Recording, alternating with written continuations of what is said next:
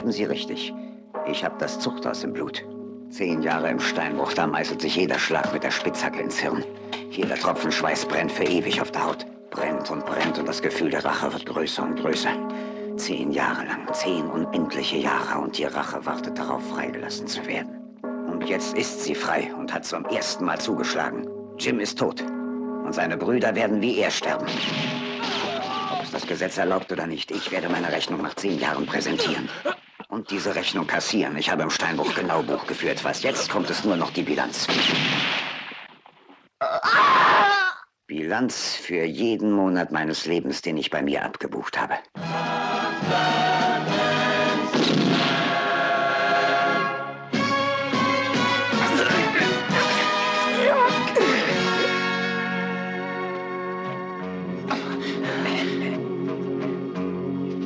Maybe one day you'll find your freedom and you'll cross the mountains high and you will cross the deep wide river of temptation.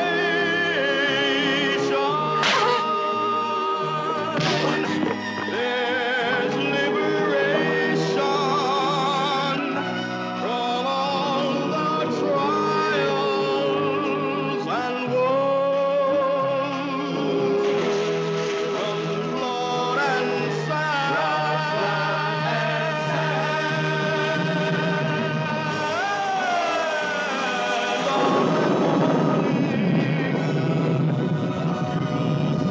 what no man. Hamilton! Gary Hamilton! Wo steckst du? Face the judge.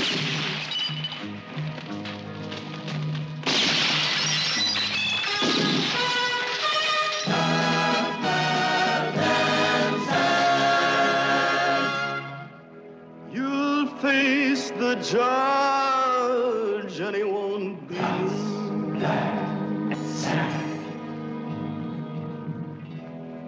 You'll face the judge and he won't be.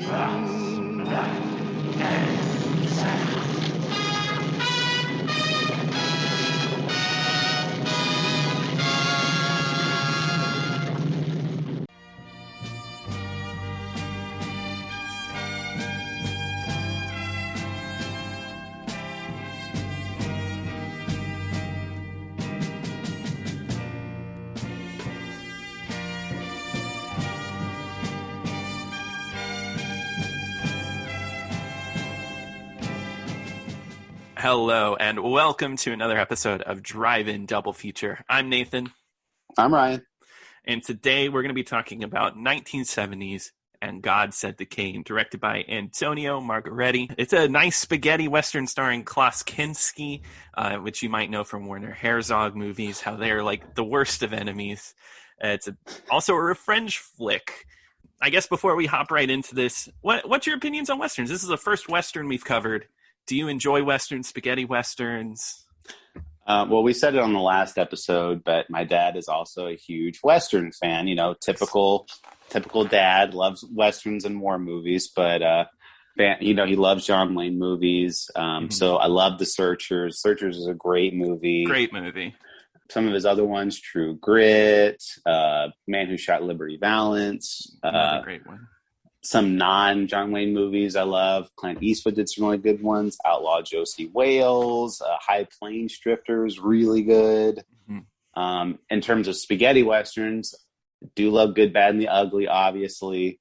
Classic. And Once Upon a Time in the West is another true classic. Yeah, exact same deal. Not really my dad, but my grandfather really loves westerns. But like as far as movie goes, I really love High Noon. High Noon is a classic real-time western. That one just kind of breaks really cool boundaries. Also, I'm a huge Good, Bad, and the Ugly fan. I'd say that's probably my favorite western. And that's not a controversial statement, I know, but I do I do really love that movie. True Grit, like you said, True Grit's probably my favorite John Wayne movie. So yeah, okay, cool. So we got two western enjoyers sitting here. Yeah, I enjoy good westerns. I think I wish there was a lot more modern day westerns, and Yeah. I don't think there's enough of them. I don't think so either. I want to say they're kind of a gamble because you don't know how many times I've heard people say they like, oh, I'll watch anything, but I hate Westerns. I hear a lot of hate for Westerns. I do too. And I want to say it's because they kind of fit into an old-timey thing, very prevalent in the 50s and 60s. And I know people don't really like that era of movies, most people. I don't know. But modern Westerns, I think it'd be really cool. I like twists on them. Like The Good Dinosaur, I know that's a movie people hate. I actually really love that movie. It's a Western animated Pixar movie. And I think that's a fun twist on it. Or Bone Tomahawk, a horror Western. I think that's what the genre really needs, is like a nice twist to it. I agree. I totally agree with that. Mm-hmm. But you did mention High Noon, which I love that movie as well. When I was watching this movie, I immediately thought of High Noon, like watching this. Yep, that's why I brought it up, because it feels like High Noon. It's funny because it's actually, I guess, in a book somebody wrote.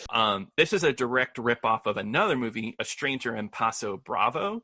It's a direct ripoff. Like, it's a stolen movie. But I honestly, I can feel the High Noon feelings because it's one man versus a team.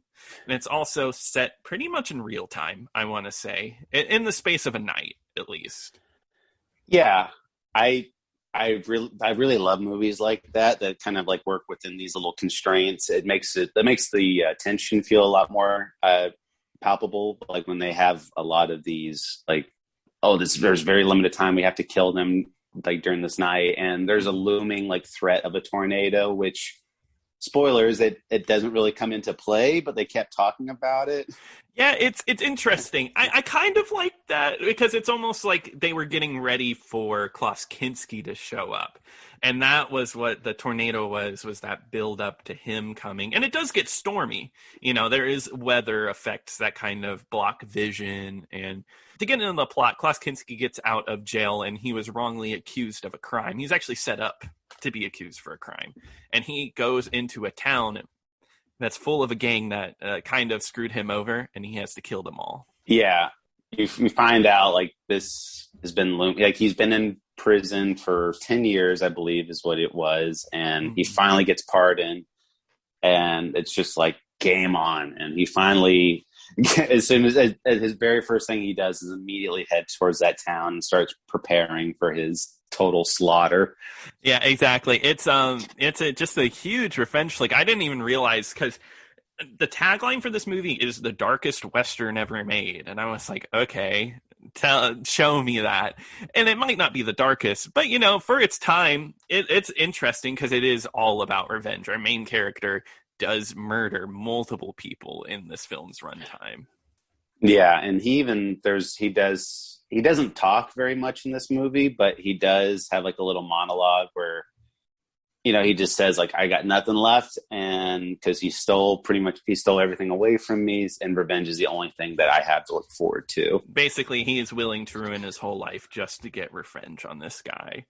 So some things I did like about it. I do like the setting. I do love the real-time effect. I love the darkness of it, just the nighttime feel in the wind. I like the idea that it's kind of like what I can't believe I'm bringing up Akira Kurosawa would do with weather effects, with rain and stuff, where that plays a heavy emphasis on the movie.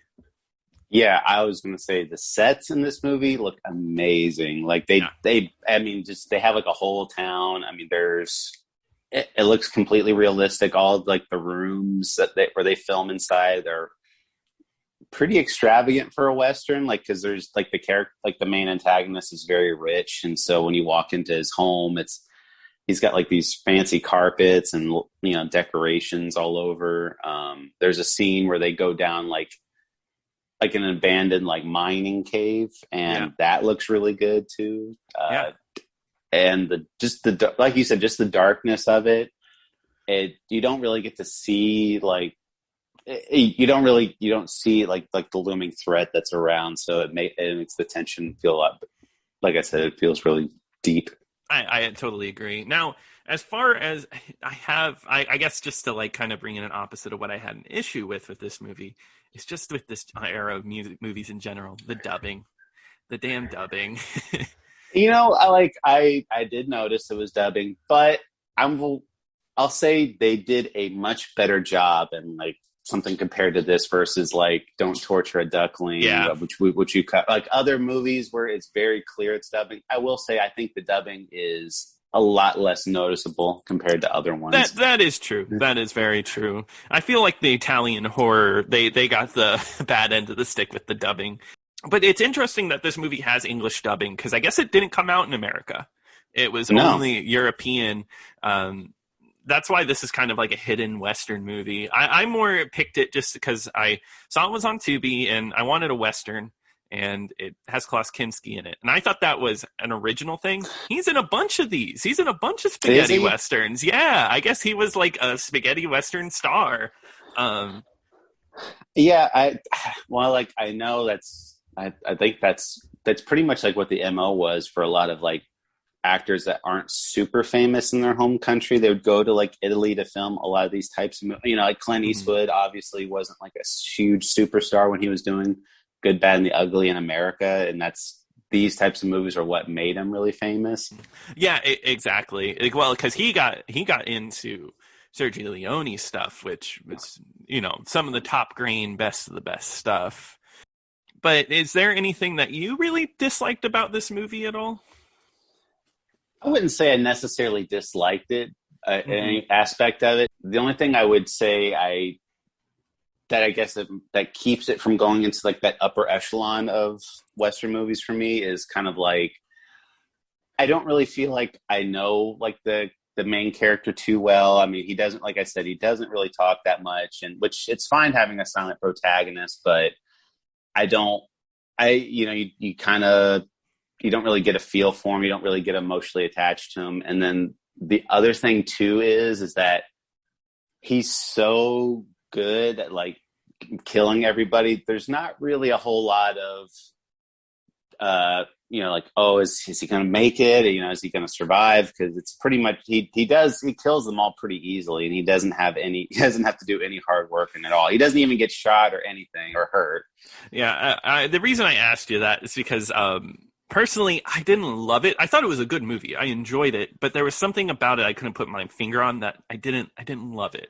There was something about it, and I do think that's probably part of it. It's just our main character being just like the ultimate killing machine, but not really all that interesting. I didn't really get his plight. I would have loved like maybe a flashback, right? A flashback to the actual event that got him into prison, to kind of get that little bit of, oh, okay, this guy really needs justice, rather than just his words, Yeah.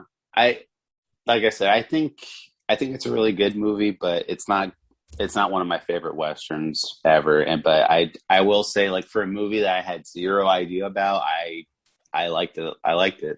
Yeah, I liked it too. Yeah.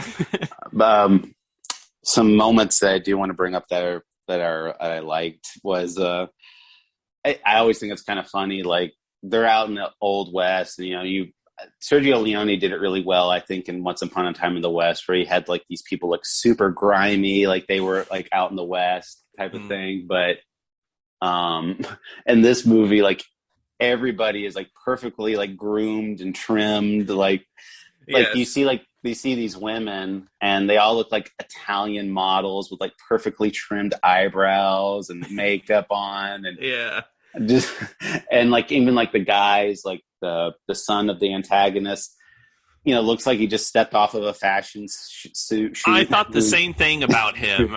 The son did not look like any sort of grimy at all. And when you think of Westerns, you think of griminess, right? Like, they kind of gets it right at the beginning with the desert, the big orange desert with rock. And he goes to like this cabin with this old nasty dude that he buys like a horse off of. And then they get to the town, and the town's like pretty, full of clean people. They're not, but I think that might be just a sign of like how rich they were, maybe, you know what I mean? Because they were supposed to be like uber rich, have a lot of money. Yeah, you can understand that, but it was just kind of like it was really funny to notice things like that. But another funny thing was like, so like the main bad guy is trying to keep because his wife is Klaus Kinski's like ex-lover, right? Like that's so like they know who he is. They know his name's Gary. They know who Gary Hamilton is. So they know exactly what threat he is. It's really funny. Like his son, the antagonist's son, Dick, knows like nothing. And they're sitting at the dinner table, and like the main bad guy and his wife are like so nervous. Like every little like movement like is like sets them off, and like his son's like just sitting there just like totally oblivious, like, hey mom and dad, what's up? Yeah, exactly. Like just does not realize that shit is about to hit the fan. Yeah, he's probably the most interesting character because his whole plot line is like, I have to figure out what's going on because he has no idea. He has to go to this guy that's murdering people and be like, hey, can you tell me what's going on? Yeah, he's just like he's an adult man, but he's like, he goes over to Klaus Kinski and he's like, why do you want to kill my dad so much? Yeah. And this is after he like kills people. One of the coolest killing scenes in this movie is with a large bell. There's like a bell tower, and he like and somebody gets hung from it, and then they find it, and then he crushes them with the bell, which is pretty cool. It's really gruesome. I really like that scene too. But the guy, what he does is he knocks the guy over. Well, because they're the main bad guys are trying to take the bell down because it's been kind of masking a lot of the sounds of the town and it's really loud. So they're like, the main bad guy are like, go cut down the bell. But Klaus Kinski knows it's about to happen, and he trips the guy. So as the bell is like comes crashing down, the guy's entire lower half just gets crushed to death, and you can kind of see where it's like it just splits him in half, like at the waist. Yeah, it's so super violent. I guess that's like very much Italian cinema, is that it's going to be violent, and it does do that. And I think that's it adds to it. You got to see some cool deaths. One other negative for this movie is I really didn't care about the side characters at all. They kind of have like this guy that's like a doctor that he knows who Gary is. Mm-hmm. And he's like the old timey guy that's just like, he knows like the city's corrupt, and when Gary shows up, he's like, oh, you're here to save us, or you're here to get your revenge. And then there's like another woman that's there that's like a widow that they killed her husband, and they kind of dump this exposition on you about them, and it's kind of like, do I care about them? Not really, because they really don't play a big deal in the plot, even though they're there for a small portion of it. Yeah, that's maybe another reason this movie I don't love it. It could have been a little more trimmed up. I mean, it's not a long movie at 1:40, but there's a lot of plot lines, a lot of stuff that maybe aren't as interesting and might have been more interesting from the point of view of our man committing vengeance, and you learn through him exposition rather than doing these side characters, or the one homeless dude that's carrying around a mattress getting ready for the tornado. That whole bit of the movie, which I thought was silly.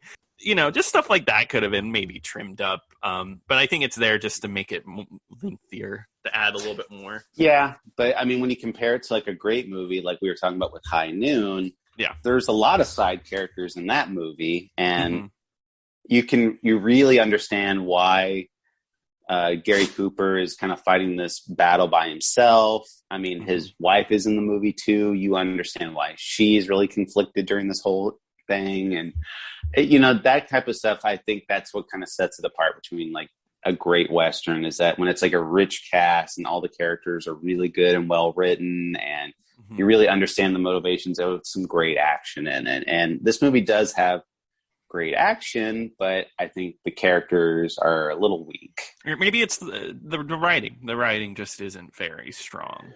And it's not as tight, like it's very High Noon. When I think of High Noon, I think of a very tight runtime. Everything matters in that movie. It all has a really great point. This has a lot of loose ends that don't really have a point to everything. No. So just better writing would have really helped this movie out, I think. So, I mean, all in all, I think I would recommend it. I mean, it's not a strong recommend, but I would recommend it. It's not a bad movie. I enjoyed it. The for the time that I spent. But yeah, I mean, for Western fans especially, I would definitely say check it out. But Exactly, yeah. If you love Westerns and you've watched some of all the big ones, this is a really good hidden one that I think you should check out. You can't go into every movie looking for like the best of its genre, and I might have had issues with it, but I think it's worth a watch for anybody that has seen most of like the big Westerns and are big fans of that genre. Absolutely. I do want to talk about the versions of this movie that's available. So, like we said it at the end of our last episode, but dude, what the hell was that version on two? Because you told me about it right away. Yeah. I was about to change the movie. That's just how bad the quality is. And I'm not like a crazy quality buff or anything, but I saw the Tubi version and I was like, holy crap, I cannot do this. This is not happening. I bought it because it wasn't that expensive, and it's honestly, this would be like a movie I might show my dad because he loves Westerns so much. But that's cool. So after I watched the entire movie, so like we've said, this entire movie takes place at night, and the version that's available on Tubi is almost like a degraded quality, a really poor quality of a VHS copy. It's not even VHS quality. It's lower than that. It is. It's either like a VHS that was recorded off of the screen or a VHS that was somebody's favorite copy and they watched it so much that it degraded and they put that on Tubi. It's unwatchable because I went and scrubbed through to like the night scenes, like when they're having all these gun battles. You cannot tell what is happening on screen at all. Like I couldn't tell you which character was which, and you can't tell what's happening at all. It's one of the worst looking things I've seen. Yeah, it's horrible. Like, even the opening credits, you can't read the words. You can't read people's names in the opening credits. Like, it's like blurry, and God, I can't believe it. I had never seen anything like that. Luckily, you bought it. And the YouTube version's HD. It's like really cleaned up. I love film preservation because that could have been the only way to watch this movie for a long time, and we actually do have a nice copy out there. Yes, there is an HD quality copy, so if you see anything less than that out there and you want to see this movie, definitely seek out the HD quality because we do love Tubi. They do put it on a lot of great stuff, but there are some misses, which one other fun fact, so we've talked about a Jackie Chan movie, and there are some Jackie Chan movies on Tubi because after we talked about it, I was like, let me go see some of his other ones. Mm-hmm. There's some on there that are the Chinese version with 0 subtitles. Oh, holy crap. No way. So you're trying, I mean, I was like, I would have settled for even a dub version. There's not even a dub version. It's just, it's like, you better know Chinese. The raw cut of the movie. Yeah, that's really interesting, actually. Yeah, I guess when Tubi has so many movies in their catalog, it's probably hard to have quality control on each and every one. They're probably like, hey, here's a movie, let's put it on our platform. Yeah, and I mean, we do appreciate them, but yeah, I mean, there's definitely some quality control, I think. But when you put that amount of movies on your streaming service, I guess there's going to be something like that every now and then. Exactly. I do love Tubi, but you know what else? I love YouTube. I love YouTube channels that upload full movies. I do love Arrow Video. Arrow actually did an HD release of this movie with 2 other revenge westerns, which I would love to watch at some point. So. Definitely. I don't think this will be our last Western. So No. We got a whole world of spaghetti Westerns and stuff to go into, so I'm excited. All right. We got all kinds of pasta to deal with. Nathan, it's the spirit of giving right now. I mean, it's the holiday season, and I can't think of a better gift to give our viewers than the gift of one Brad Jones. Oh, yeah, no, I love Brad, and I wish everybody got to experience Brad at some point. Do you think we can do that for them? Oh, I think we can. And there's no better movie to talk about that than one of his all-time classics, Jesus Bro. Disclaimer, it's not available on any type of streaming service, YouTube, anything like that. It does cost money to watch, and this is going to be the one time I think we can do this, but I don't recommend buying this movie beforehand because It's not saying, I'm not trying to give away the quality, but I'm just saying that you're probably not going to know who these people are. And it's kind of like Nathan and I, just because we're really familiar with Brad Jones. So, yeah. I mean, if you do have a morbid curiosity, by all means, pay $4 to watch it. But if you don't want to pay any money, I totally understand. We will probably be talking about this movie enough to know exactly what's going on. We'll give you a good rundown on everything, all these people that show up and stuff like that. If you want to, and in fact, if you want a little more context, go back to one of our previous podcasts we did leading up to Drive-In Double Feature, where we review Paranoia on the Media Boys podcast feed. Yep. And that'll give you a lot more context to this episode. But believe me, it'll be a good time by all. And we'll give you the gift of Brad Jones. You'll trust us. But you're going to love it. But anyway, we'd love to hear from you. If there's a movie that you think it'd be really fun to discuss, or you just want to let us know your opinions of the podcast, let us know at driveindoublefeaturepodcast@gmail.com. Nice. And we're excited to hear from you. And we'll catch you next time on Drive-In Double Feature. See you next time. Maybe one day you'll find your freedom.